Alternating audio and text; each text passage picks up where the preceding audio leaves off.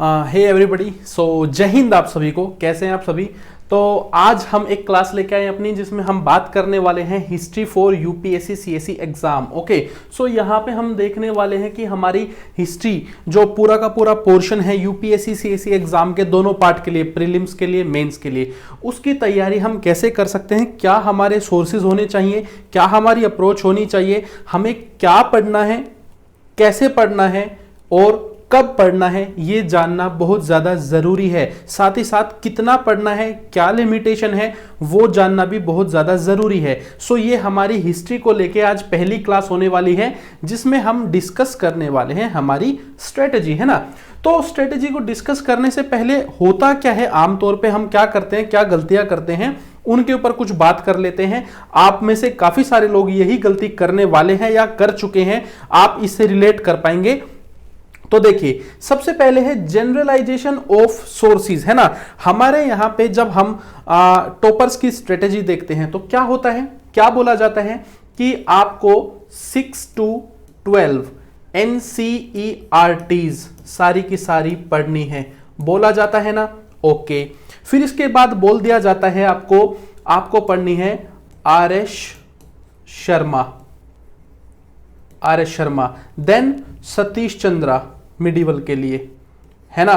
फिर आपको बोल दिया जाता है बिपिन चंद्रा। इसके बाद आपको बोल दिया जाता है यहां पे स्पेक्ट्रम के लिए, इसके बाद आपकी आ जाती है बात यहां पे तमिलनाडु बोर्ड की बुक आपको पढ़नी चाहिए, ये बोला जाता है। अभी NIOS के बारे में भी कुछ टीचर्स बोलते हैं। तो क्या इतने सोर्सेज आपके लिए पढ़ पाना पॉसिबल है? जरा सोचिए। 7 बुक्स आपकी हो गई, यहां पे 7 भी क्यों हो गई, आपकी 12th में तो 3 किताबें हैं, तो आपकी मान के चलिए 6 to 11 आपकी यहां पे हो गई, 6 बुक्स हो गई, और 12 की 3 हो गई, कितनी हो गई आपकी 9 बुक्स, है ना। RS शर्मा 10वीं हो गई, ये 11, 12, 13, 14, 15 और 16, 17 ये 2 पार्ट में होती है। तो क्या आप यहां पे सिर्फ एक पोर्शन के लिए 16 से 17 बुक्स पढ़ सकते हो? पॉसिबल है? Not possible. अब इसमें भी गलतियां क्या होती है, जरा वो भी समझिए। RS शर्मा जो ये किताब है, मान लीजिए ये पूरी तरीके से आउटडेटेड है। ये जो किताब है ये ओल्ड NCERT हुआ करती थी, किताब बहुत अच्छी है। इसमें एंशिएंट इंडिया के बारे में प्रॉपर एनालिसिस करके चीजों के बारे में बताया गया है, ठीक है ना।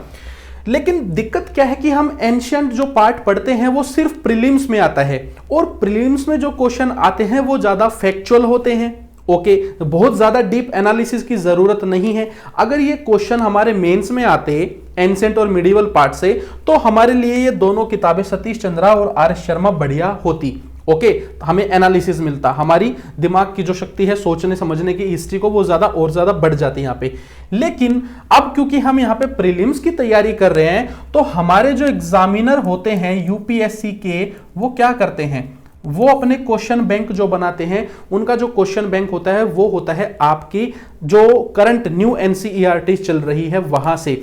आप एक काम कीजिए, RS शर्मा किताब में से बुद्धिज्म का एक चैप्टर है, एक जैनिज्म का चैप्टर है, वो दोनों चैप्टर पढ़ लीजिए।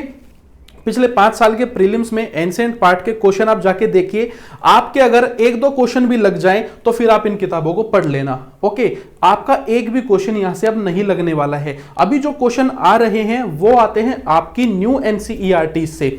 एग्जामिनर को समझिए, यूपीएससी का जो एग्जामिनर है उसको ओल्ड NCERT से कोई लेना देना नहीं है, उसको इन किताबों से कोई लेना देना नहीं है। वो हमेशा जो करंट, जो आपकी यहाँ पे किताबें चल रही हैं, जो कि आपकी सरकारी किताबें हैं, वो वहीं से डेटा उठाएगा, वहीं से क्वेश्चन उठाएगा। इस चीज को आप याद रखिए। तो RS शर्मा और सतीश चंद्रा यहाँ पे एक वेस्ट ऑफ टाइम हो गई पूरी तरीके से। उसके बाद सबसे बड़ी गलती क्या करते हैं हम यहाँ पे, हमारा स्टडी पैटर्न और mistakes of notes. Study pattern में क्या, पहला तो जनरलाइजेशन ऑफ सोर्सेज आप पढ़ गए, आपको बता दिया गया। चलिए ठीक है, इसमें एक चीज और बता देता हूं, 6 to 12 की बुक्स, 12 की बुक्स, 6 to 12 में आपकी 6, 7, 8 तो आपकी एंशिएंट, मिडिवल और मॉडर्न को टारगेट करती है। 12th के तीनों पार्ट भी, थीम 1, 2, 3 आपके एंशिएंट, मिडिवल और मॉडर्न को टारगेट करते हैं। लेकिन आपकी 9th, 10th और 11th क्लास की जो बुक्स हैं वो यूपीएससी में किसी काम की नहीं है। रेयरली उनमें से 10% पोर्शन भी काम का नहीं है, और उसको भी अच्छे से कहां से कवर किया जा सकता है वो मैं आपको बता दूंगा। वर्ल्ड हिस्ट्री का उनमें मेजर पोर्शन दिया हुआ है, और जो पोर्शन उनमें दिया हुआ है वो हमारे यूपीएससी में वर्ल्ड हिस्ट्री के सिलेबस में है ही नहीं, आउट ऑफ सिलेबस है। हमारी जो यहां पे वर्ल्ड हिस्ट्री पूछी जाती है यूपीएससी में वो 18th सेंचुरी से पूछी जाती है, और 9th-10th के अगर आप बुक्स पढ़ेंगे तो उनमें आप पाएंगे कि उसमें जो हमारी एंशियंट वर्ल्ड हिस्ट्री है या मिडिवल, उनके बारे में बात की गई है। तो 9th, 10th और 11th की जो हमारी हिस्ट्री की बुक्स है पूरी तरीके से छोड़ देना। प्रीलिम्स और मेंस में कहीं पे भी 1% भी काम नहीं आने वाली है, पूरी तरीके से उनको छोड़ दीजिए, ठीक है ना। तो आपकी 3 किताबें ये कम हो गई, आर एस शर्मा और सतीश चंद्रा आपकी ये कम हो गई, ये आपको नहीं पढ़नी है, अभी आपके किसी काम की नहीं है, ठीक है। चलिए इसके बाद हम यहां पे बात करते हैं स्टडी पैटर्न के बारे में। स्टडी पैटर्न क्या है? जब आपको इन सारी बुक्स के बारे में बता दिया जाता है तब आप करते क्या हैं वो समझिए जरा। आप करते हैं कि आप यहां पे इन सारी किताबों को पढ़ते जाएंगे और इनके नोट्स बनाते जाएंगे। अब आप एक बात बताइए, इन 17 किताबों के, या फिर आप इसमें से तमिलनाडु या एनआईओएस निकाल भी देंगे तो भी 14 बुक बचती है। क्या आप 14 किताबों के नोट्स यहां पे बनाते रहोगे? कितना लंबा टाइम आपको लगेगा सिर्फ हिस्ट्री को कवर करने के लिए? इसमें आर्ट एंड कल्चर का पोर्शन तो आया भी नहीं है, अभी वर्ल्ड हिस्ट्री का पोर्शन तो आया भी नहीं है, सिर्फ इन्हीं बुक्स को पढ़ते रह जाओगे, ठीक है ना। ये गलती नहीं करनी है। तो बच्चे क्या करते हैं, 6 to 12 की सारी किताबों को उठाते हैं और उनको पढ़ते हैं और उनके नोट्स बनाने शुरू कर देते हैं, ये बिना जाने हुए कि एग्जाम की डिमांड क्या है, एग्जाम में पूछा क्या जाता है, कौन सा पोर्शन प्री में है, कौन सा मेंस में है, कौन से पोर्शन में से क्वेश्चन आते हैं नहीं आते हैं, और आपकी हिस्ट्री कब से कब तक की आती है कुछ भी नहीं पता होता है, सीधा शुरू कर देते हैं। यहां पे ये सबसे बड़ी गलती है, कोई नोट्स नहीं बनाने हैं। कौन सा तरीका अपनाना है वो मैं आपको बता दूंगा। फिर एक दिक्कत यहां पे है मिस्टेक्स ऑफ नोट्स। इसमें क्या आता है कि आप यहां पे जो प्रीलिम्स में हमारा एंशियंट और मिडिवल पार्ट आता है, उसके लिए आप क्वेश्चन की जो आपकी नोट्स की जो स्टाइल रहेगी वो बिल्कुल अलग रहेगी, और आपका जो मॉडर्न हिस्ट्री का पार्ट आता है या वर्ल्ड हिस्ट्री का या आर्ट एंड कल्चर का पार्ट आता है, उसके लिए आपकी अप्रोच बिल्कुल अलग रहेगी। यहां पे आपको जो नोट्स बनाने भी अगर हैं एंशिएंट और मिडिवल के लिए, तो वो आप किस फॉर्म में बनाओगे? 1 लाइनर की फॉर्म में, ओके, कि आप यहां पे अपने जो पूरी बुक है उसको 1 लाइनर में तब्दील कर दोगे, एक एक फैक्ट को आप लिख दोगे या हाईलाइट कर दोगे। आपको यहां पे एनालिसिस वगैरह लिखने की कोई जरूरत नहीं है, क्योंकि आपका यहां पे प्रीलिम्स में एनालिसिस नहीं आने वाला। लेकिन यहां पे आपको अगर नोट्स बनाने हैं इस पोर्शन में, मॉडर्न के लिए, वर्ल्ड के लिए, आर्ट एंड कल्चर के लिए, तो वो थोड़े डिटेल में बनाने होंगे, ताकि जब आप एग्जाम देने जाओ तो आप उसको रिवाइज कर सको, ठीक है ना। तो हमें क्या करना है, जनरलाइज टू प्रीसाइज। हमें यह देखना है कि ये जो जनरल पैटर्न है इसको खत्म करके हमें प्रीसाइज सोर्सेज से पढ़ना है। वो सोर्सेज मैं आपको आने वाली स्लाइड में अभी बताने वाला हूं, ये हमारे यहां पे अभी गोल है। फिर है importance of sources and the need of limitation. इस चीज को भी याद रखिए कि क्या सोर्सेज से ही सिर्फ एग्जाम क्लियर होता है? टू मच यहां पे ध्यान दिया जाता है कि ये किताब पढ़िए, वो किताब पढ़िए। सिर्फ किताब पढ़ने से होने क्या वाला है? सोर्सेज को लिमिटेड रखिए, जितना ज्यादा लिमिटेड रखेंगे उतना अच्छा होगा। उसी सोर्स को जितना बार रिवाइज करेंगे उतना ज्यादा अच्छा होगा। इसका मतलब यह हुआ कि आप इतना ना पढ़ के चाहे इतना ही पढ़ ले, ठीक है ना, कम पढ़ ले, लेकिन आप इसको मल्टीपल टाइम रिवाइज करें। आपका यहां पे जो रिवीजन है वो बहुत ज्यादा जरूरी है कि आपने जो पढ़ा है वो आपने कंसोलिडेट किया हो, वो इनफ है। उसके बाद आपके क्वेश्चंस आते हैं उसी से रिलेटेड, है ना, कुछ उसके आसपास के क्वेश्चन होते हैं। तो आपको अगर आपने किसी टॉपिक के ऊपर 4 से 5 पेज के भी नोट्स बनाए हुए हैं, 3 पेज के भी नोट्स बनाए हुए हैं, या फिर यूं कह लीजिए आपको किसी टॉपिक के बारे में ठीक ठाक जानकारी है, तो क्या आप उस टॉपिक के ऊपर आंसर नहीं लिख सकते? अगर आपकी आंसर राइटिंग स्किल्स वगैरह अच्छी है तो आपको इस तरीके से यहां पे अप्रोच करना है। देन इसके बाद है यहां पे आपके सोर्सेज के बारे में मैं आपको बता रहा हूं, जरा ध्यान दीजिए। तो सोर्सेज में है what to study and why. आपको क्या पढ़ना है और क्यों पढ़ना है, वो किताबें जो मैं बताने वाला हूं वो कौन सी है और वो क्यों पढ़नी है, रीजन, है ना। फिर है हाउ टू स्टडी, इनको पढ़ना कैसे है। देन इसके बाद है व्हेन टू स्टडी, कि इनको पढ़ना कब है, ये बड़ा जरूरी है। तो यहां पे सबसे पहले हम बात करते हैं एंशिएंट पार्ट के बारे में। एंशिएंट पार्ट के बारे में हम बात करते हैं। इसमें सोर्सेज क्या है? क्लास 6 एंड क्लास 12 की थीम 1 एनसीईआरटी, ये जो दो किताबें हैं ये सबसे बेस्ट किताबें हैं। इनके अलावा अगर आप ना भी पढ़े तो आपका काम इजीली चलेगा, क्योंकि और कोई सोर्सेज यहां पे अवेलेबल इनके लिए नहीं है। आर.एस. शर्मा का मैंने आपको बता ही दिया क्या हाल है इन दिनों, ठीक है ना। तो आपको यहां पे सिर्फ 6 और 12 की अपनी एनसीईआरटीज पढ़नी है। अब जो क्वेश्चन आए हैं प्रीलिम्स में, अगर आप इस साल का प्रीलिम्स देखें तो आपको पता चलेगा कि या तो वो इन एनसीईआरटी से आए हैं 6 और 12 क्लास के एनसीईआरटी से, या फिर जो आए हैं ना वो बिल्कुल बाहर से आए हैं, वो किसी किताब से फिर है ही नहीं। तो उसके लिए क्या करना है, वो जो क्वेश्चन बाहर से आ रहे हैं उसके लिए क्या करना है वो भी मैं आपको बताऊंगा। Then coverage is important. देखिए यहां प्रीलिम्स में क्वेश्चन आने वाले हैं एंशिएंट और मिडिवल पार्ट के। इसमें आपको जितनी ज्यादा वाइड कवरेज के बारे में पता हो, मींस जैसे बुद्धिज्म का आप टॉपिक पढ़ रहे हैं तो बुद्धिज्म आपने एक बार तो क्लास 6 में पढ़ लिया थोड़ा सा, फिर क्लास 12 में थोड़ा ठीक से पढ़ लिया। अब आप इसके ऊपर, क्योंकि ये इंपॉर्टेंट टॉपिक है, इसके ऊपर क्वेश्चन हर साल आते रहते हैं, तो आप क्या कर सकते हैं, आप यहां पे अपनी कवरेज को थोड़ा बढ़ा लीजिए। इंटरनेट पे रिसर्च करके विकिपीडिया से आप बुद्धिज्म के बारे में पढ़ सकते हैं, जैनिज्म के बारे में पढ़ सकते हैं। जब हम यहां पे एनालिसिस करेंगे अभी 1-2 दिन में अपने पिछले 5 साल के प्रीलिम्स के और मेंस के क्वेश्चंस का, तो आपको पता चल जाएगा अच्छे से कि ज्यादा क्वेश्चन किस पार्ट से आ रहे हैं, और जिस पार्ट से ज्यादा क्वेश्चन आ रहे हैं उसको रिसर्च कर लीजिए थोड़ा सा, है ना, थोड़े एक्स्ट्रा नोट्स उसके लिए हमारे हो जाएंगे। देन इसके बाद है additional studies of few topics, जैसा मैंने बताया जो कुछ इंपॉर्टेंट टॉपिक्स है उनकी थोड़ी सी एडिशनल स्टडी। फिर इसके बाद असली इंप्रूवमेंट कहां से आएगी, मॉक टेस्ट से। ओके, मॉक टेस्ट आप देंगे, 30 से 40 मॉक टेस्ट आपको देने ही चाहिए। इन मॉक टेस्ट में आपके वाइड वैरायटी ऑफ क्वेश्चन आएंगे एंशिएंट मिडिवल पार्ट से, ऐसे क्वेश्चन जो आमतौर पे आपने एनसीईआरटीज में नहीं देखे होंगे। एनसीईआरटी से आपका बेस अच्छे से बन गया है, आपको हिस्ट्री की समझ है, अब यहां से आप इन क्वेश्चंस को ट्राई करेंगे। लगते हैं तो अच्छी बात है, नहीं लगते हैं तो उनके सॉल्यूशन से सीखिए। मतलब कि आप क्या कर रहे हैं, मॉक टेस्ट से और ज्यादा आप सीख रहे हैं। जो क्वेश्चन आपको नहीं आए वो अच्छी बात है, इसका मतलब आपको कुछ नया सीखने को मिल रहा है, ठीक है ना। तो आप मॉक टेस्ट से यहां पे नई चीजें सीखेंगे। स्ट्रेटेजी क्या है वो समझिए, हाईलाइट और वन लाइनर क्वेश्चन बैंक। आप अपनी क्लास 6 और 12 की बुक को सिर्फ रीड करें और हाईलाइट करके छोड़ दें, एक स्ट्रेटेजी ये है। इससे भी अच्छी एक स्ट्रेटेजी है कि आप अपनी एक नोटबुक बनाएं सिर्फ एंशिएंट पार्ट के लिए, एक सेपरेट बनाएं सिर्फ मिडिवल पार्ट के लिए। आप उसमें वन लाइनर फॉर्म में चीजों को लिखेंगे, जो भी आप पढ़ेंगे आप हर एक लाइन को जहां पे भी आपको लगे कि ये क्वेश्चन बनता है, आप उसको एक वन लाइनर में तब्दील कर देंगे। कि आप मान लीजिए एक जैसे आपने चीज पढ़ी कि जो जैनिज्म के जो 24वें तीर्थंकर थे वो कौन थे, तो आपने वो यहां पे लिखा और उसका आंसर लिख दिया। जब आप रिवाइज करेंगे तो आप इजीली इन सब चीजों को रिवाइज कर सकते हैं। तो वन लाइनर फॉर्म में अपना एक क्वेश्चन बैंक बना लीजिए, वो सबसे अच्छी स्ट्रेटेजी आपके लिए यहां पे होने वाली है, ठीक है ना। फिर इसके बाद आप यहाँ पे तमिलनाडु बोर्ड और NIOS की किताबें भी पढ़ सकते हैं अगर आपके पास टाइम है। ये कोई ज़्यादा मोटी किताबें नहीं है। NIOS की जो 12th की क्लास आप डाउनलोड करेंगे, अगर बुक डाउनलोड करेंगे तो उसमें आपको एंशिएंट और मिडिवल पार्ट के मुश्किल से कोई होंगे 150 पेज के आसपास, आप इजीली पढ़ सकते हैं, उसको भी हाईलाइट कर सकते हैं। तो थोड़ा सा एडिशनल कवरेज आपकी यहाँ से हो जाएगी। इसके अलावा एंशिएंट पार्ट के लिए और कुछ पढ़ने की ज़रूरत नहीं है।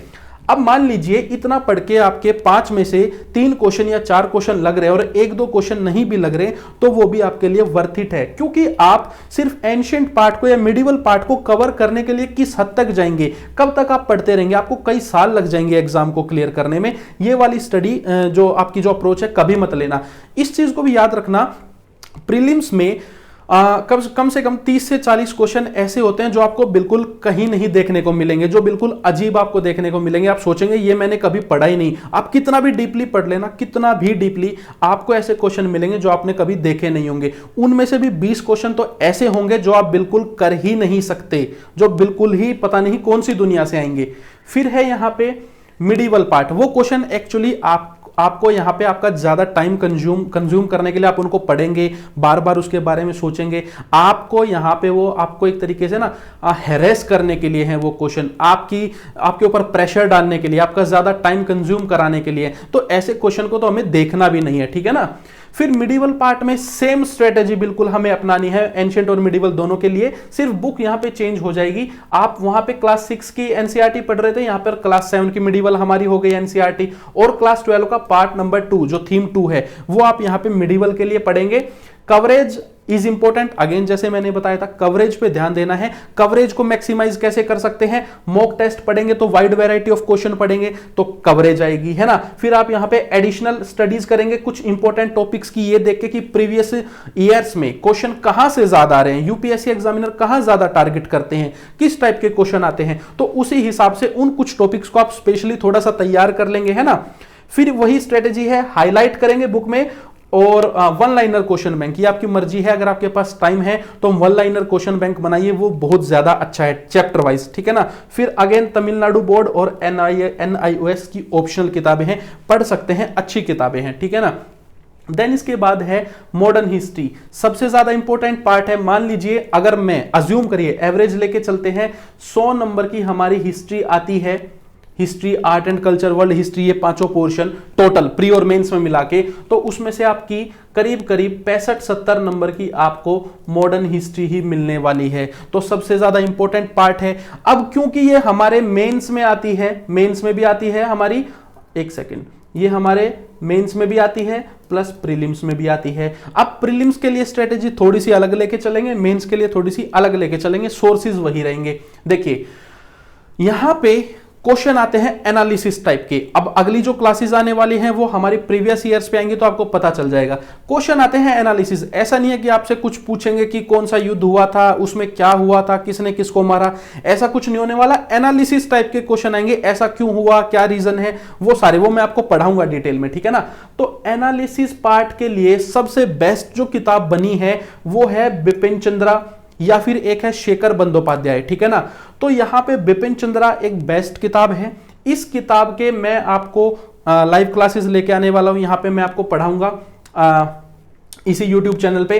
सो उसके नोट्स और माइंड मैप्स जो हैं वो आपको टेलीग्राम ग्रुप जो है हमारा IM विवेकानंदा, वहां पे मिल जाएंगे। प्रॉपर नोट्स है, माइंड मैप्स है, एनोटेशन है, सब कुछ है, आपको वो मिल जाएंगे। बिपिन चंद्रा आपकी 6 दिन में पूरी की पूरी खत्म, मतलब कि मॉडर्न हिस्ट्री का जो पार्ट है वो आपका 6 दिन में खत्म विद प्रॉपर एनालिसिस। देन इसके बाद है NCERT class 8 and class 12 theme 3 for factual content, just highlight और क्वेश्चन बैंक, है ना। यहां पे भी वही अप्रोच अपनानी है, ज्यादा कुछ एनालिसिस वगैरह हमारी क्लास 8 के NCERT में या क्लास 12 के NCERT में है नहीं। इन नई वाली NCERTs में फैक्ट थोड़े ज्यादा हैं, तो आपको यहां पे इनको भी हाईलाइट करना है और अपना क्वेश्चन बैंक तैयार करना है प्रीलिम्स पॉइंट ऑफ व्यू से। मेन का आपका काफी अच्छा काम यहां से हो चुका है। इसके जो नोट्स और माइंड मैप दूंगा ना, उनको मल्टीपल टाइम्स रिवाइज करना, 10 बार इजिली रिवाइज कर पाओगे। शायद एक चैप्टर पूरी किताब को रिवाइज करने में आपको मुश्किल से 4 से 5 घंटे का टाइम भी नहीं लगने वाला, अगर अच्छे से करेंगे तो भी, ठीक है ना। तो क्लास 8 और क्लास 12 जो है आपकी, इनके आपको सिर्फ यहां पे क्वेश्चन बैंक अपना तैयार करना है प्रीलिम्स पॉइंट ऑफ व्यू से, ओके। देन इसके बाद आती है स्पेक्ट्रम, सबसे ज्यादा इंपॉर्टेंट है, हाईलाइट एंड 10 रिविजन्स। आप इस किताब को 10 बार पढ़िए, 15 बार पढ़िए, जितनी बार पढ़ सकते हैं पढ़िए।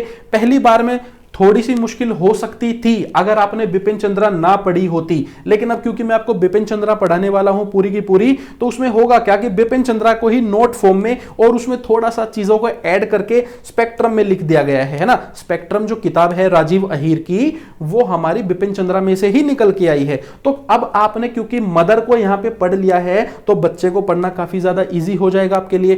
तो आपको यहां पे स्पेक्ट्रम को 10 बार 15 बार जितनी बार हो सकते हैं आप यहां पे इसको पढ़िएगा, और इसको सिर्फ आपको हाईलाइट करना है और मल्टीपल रिवीजन करने हैं, कोई नोट्स नहीं बनाने। पूरी मॉडर्न हिस्ट्री के लिए हमें कोई नोट्स नहीं बनाने हैं, मेंस एग्जाम के लिए बिल्कुल भी जरूरी नहीं है। सिर्फ ये वाले जो नोट है इनको 10 से 15 बार रिवाइज कर लेना, और इसको जो हमारी स्पेक्ट्रम है इसको 10 से 15 बार जो हाईलाइटेड पोर्शन है उसको रिवाइज कर लेना, उसके अलावा कुछ नहीं करना। नो नोट्स रिक्वायर्ड, आपकी जो किताब है वही नोट्स में तब्दील हो जाएगी हाईलाइट करने के बाद, ये आपको क्लियर होना चाहिए। फिर इसके बाद है आर्ट एंड कल्चर, ठीक है ना। आर्ट एंड कल्चर एक ऐसा पोर्शन है जो सबसे ज्यादा यहां पे, जिसके बारे में हमको पता ही नहीं चलता एक्चुअली क्वेश्चन कहां से आ जाए, है ना। तो अभी इसके बारे में थोड़ा सा इसके मिथ बस्ट करते हैं। क्वेश्चन को देख के आपको इतना इजी लगेगा ये पोर्शन, सबसे ज्यादा इजी। अभी क्वेश्चंस को देखने के बाद देखिए, लिमिटेशन ऑफ सोर्सेज रिक्वायर्ड। आपको यहां पे अपने जो सोर्सेज हैं उनको लिमिट करना बहुत ज्यादा जरूरी है, क्योंकि आप अगर इसके अंदर घुसते चले गए ना, यहां पे आपकी नितिन सिंघानिया हो गई, तमिलनाडु बोर्ड की हो गई, आपकी एनआईओएस की हो गई, कितनी सारी एनसीईआरटीज हो गई हमारी 11th 12th की, ठीक है, 3-4 बुक्स हो गई, फिर इसके अलावा सीसीआरटी की वेबसाइट हो गई, कोचिंग के आपके नोट्स हो गए, तो क्या क्या आप यहां पे पढ़ने वाले हैं, इस चीज पे थोड़ा सा ध्यान देना। तो आपको करना क्या है, सबसे पहले मैं आपको जो क्वेश्चंस की टाइप है ना वो दिखा देता हूं, ठीक है ना। एक सेकेंड, क्वेश्चन किस टाइप के आते हैं वो समझिए। ये देखिए यहां पे, यस, ये देखिए यहां पे अपने जो क्वेश्चन है, highlight the central Asian and Greco Bactrian elements in Gandhara art.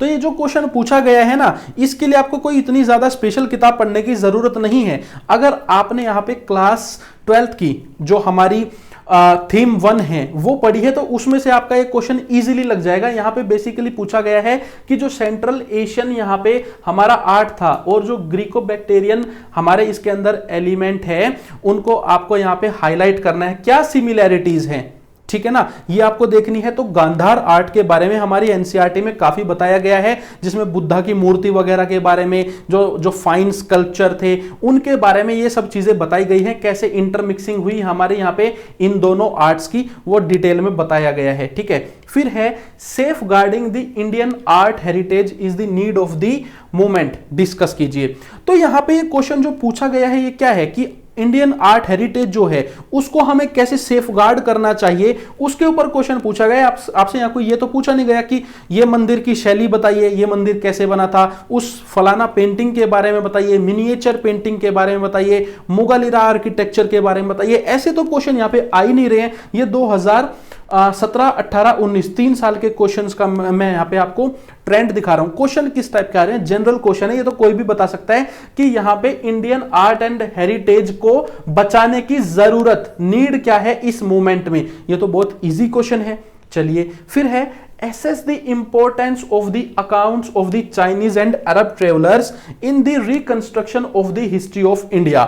अब यहां पे ये हमारी, जब हम अपनी एंशियंट और मिडिवल जो पार्ट्स हैं बुक्स के वो पढ़ते हैं, तब हमें ये क्लियरली ये बताया जाता है कि फाहिन जो थे चाइनीज ट्रेवलर, उसके अलावा जो हुआन सांग थे या जो अरब ट्रेवलर्स थे, उन्होंने इंडिया के बारे में जब विजिट किया उन्होंने इंडिया में, और इंडिया को देख के उन्होंने क्या लिखा, उससे हमें क्या मदद मिलती है इंडिया की हिस्ट्री को रिकंस्ट्रक्ट करने के लिए।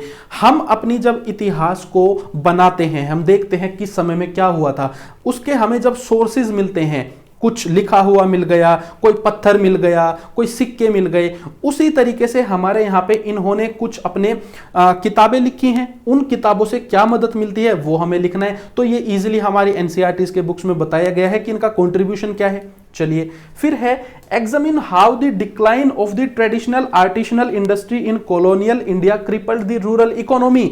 ये जो आपका क्वेश्चन है ये आर्ट एंड कल्चर का क्वेश्चन है, और ये आर्ट एंड कल्चर का क्वेश्चन बिपिन चंद्रा से आपका easily means highest of quality से आप क्लियर कर पाएंगे। वहां पे इस बारे में 10 बार बताया गया है, डिटेल में एनालिसिस करके बताया गया है कि हमारा जो यहाँ पे हमारी ट्रेडिशनल आर्टिसनल इंडस्ट्री थी इंडिया की, जो हमारे आर्टिस्ट हुआ करते थे, कलाकारी हमारे यहाँ पे जो हुआ करती थी, उसको यहाँ पे जो कॉलोनियल इंडस्ट्री इंडिया में आई उन्होंने कैसे तबाह कर दिया, अंग्रेजों ने कैसे तबाह कर दिया, और उसका यहाँ पे रूरल इकोनॉमी के ऊपर क्या इंपैक्ट हुआ। तो ये भी आपका इजीली लग रहा है। तो क्या आपको इन सब चीजों के लिए, इन क्वेश्चन के लिए इतने ज्यादा सोर्सेज पे जाने की जरूरत है भी? बिल्कुल भी नहीं है, ठीक है ना। और भी क्वेश्चन मैं आपको यहां पे इसके दिखाने वाला हूं। तो यहां पे अभी बात कर लेते हैं। देखिए आपको करना क्या है, extract notes out of NCERTs related to art, architecture and literature in separate notebook। आप एक सेपरेट नोटबुक बनाएंगे आर्ट एंड कल्चर की। जब आप अपनी 6, 7, 8 की ancient, medieval and modern history और फिर तीनों थीम हमारी जो 12th क्लास की है उनको जब पढ़ेंगे, उसमें जब भी किसी लिटरेचर के बारे में, आर्किटेक्चर के बारे में, आर्ट के बारे में बात होगी, बहुत अच्छे से डिटेल में बात की गई उनके बारे में, ठीक है, ये आप देखिएगा। जब उनके बारे में बात होगी तो वो पूरा पोर्शन आपको उसके नोट्स बना लेने हैं अलग से सेपरेट किताब में। ये आपके बहुत ज्यादा काम आने वाली है। आपको हर एक चीज के बारे में अच्छा खासा आइडिया हो जाएगा, जिसके ऊपर आप आंसर लिख सकते हैं। फिर आपकी CCRT वेबसाइट सबसे ज्यादा इंपॉर्टेंट है, लेकिन इस वेबसाइट को कैसे यूज किया जाए उसके लिए एक सेपरेट वीडियो में लेके आऊंगा, वरना आप उस वेबसाइट में ही खो जाओगे। देन इसके बाद है कोचिंग नोट्स। ये यहां पे काफी ज्यादा अच्छे हो सकते हैं आपके लिए, किसी भी आपकी जो टॉप कोचिंग इंस्टीट्यूट्स हैं उनके नोट्स आप यहां पे पढ़ सकते हैं, ये आपके लिए मोर देन इनफ है। ओके, नितिन सिंघानिया आपके लिए ऑप्शनल है, अगर आपके पास बहुत ज्यादा टाइम है तो आप पढ़ सकते हैं, मैं तो कहूंगा ना ही पढ़े तो ज्यादा अच्छे हैं। जो क्वेश्चन मैंने आपको दिखाए उनका नितिन सिंघानिया से कोई लेना देना नहीं है, ठीक है ना। फिर है क्लास 11 की इंट्रोडक्शन टू इंडियन आर्ट जो बुक है उसका चैप्टर नंबर 6 है टेम्पल्स के ऊपर, वो पढ़ लेना।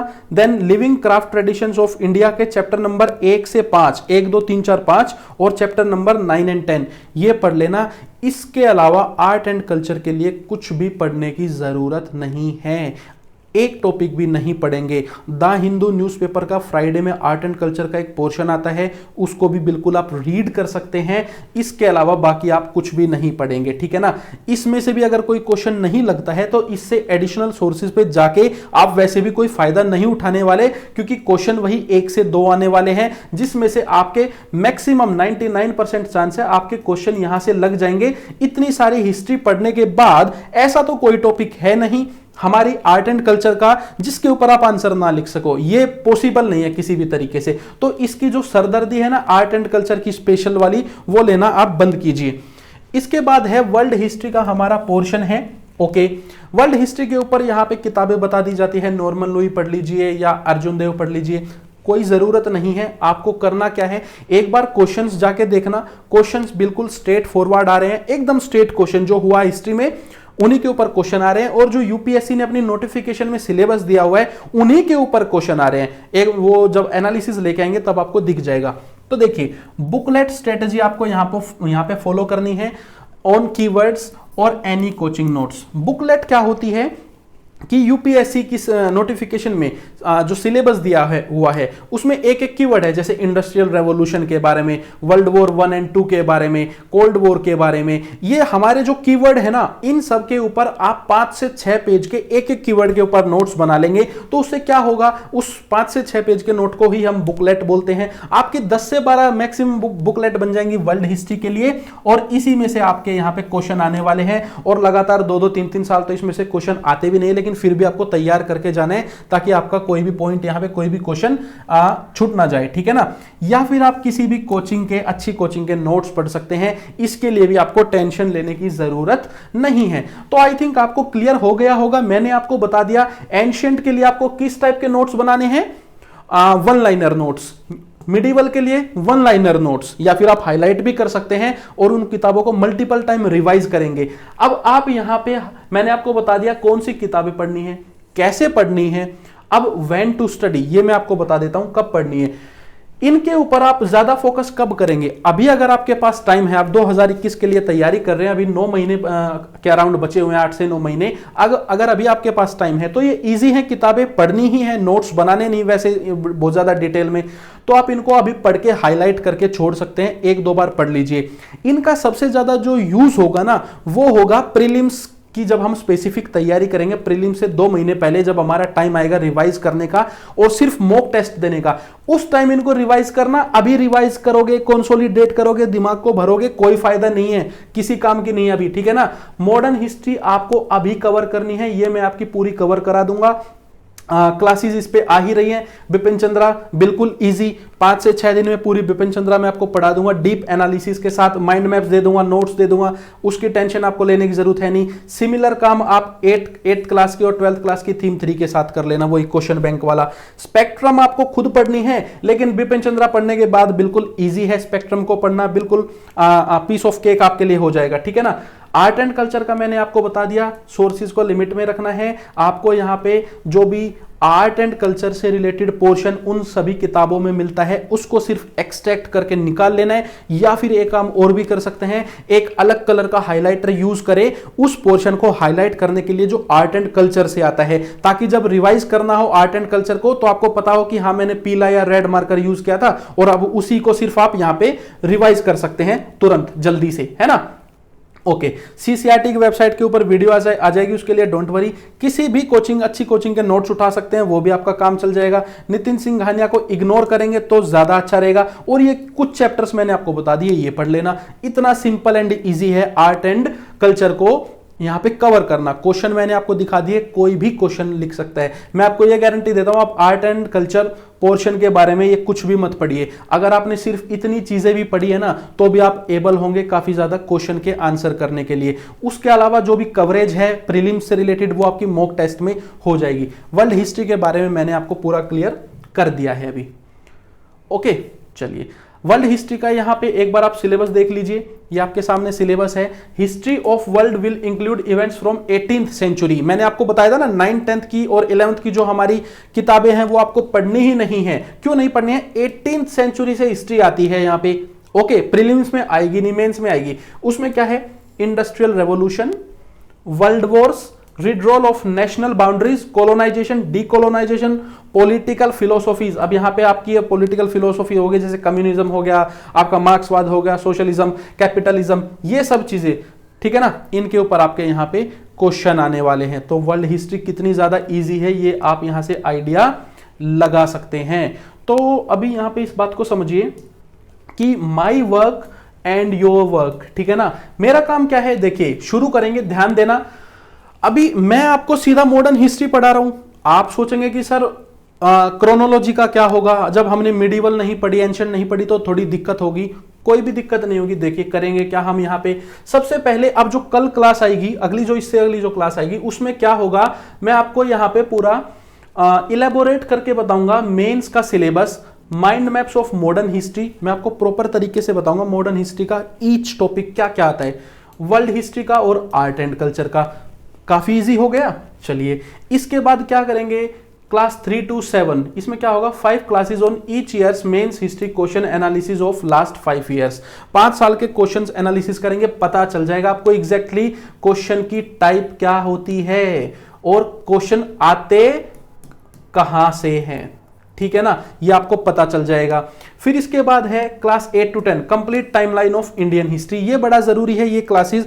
मैं आपको क्या करूंगा ना, आप हमारा जो pre historic times, ancient India, medieval India से लेके मॉडर्न हिस्ट्री, जहां से हम शुरू करेंगे बिपिन चंद्रा, वहां तक की पूरी टाइमलाइन डिटेल में अच्छे से पढ़ा दूंगा, ताकि आपको की क्रोनोलॉजी तैयार हो जाए, टाइमलाइन आपकी तैयार हो जाए, आपको पता रहे पूरी हिस्ट्री के बारे में, आप फेमिलियर हो जाओ कब क्या हुआ था। ओके ना। फिर आपके लिए वो जो क्लास 6 की और 7 की एनसीईआरटीज या जो एंशिएंट और मिडिवल का जो भी पार्ट है वो कवर करना भी काफी इजी हो जाएगा।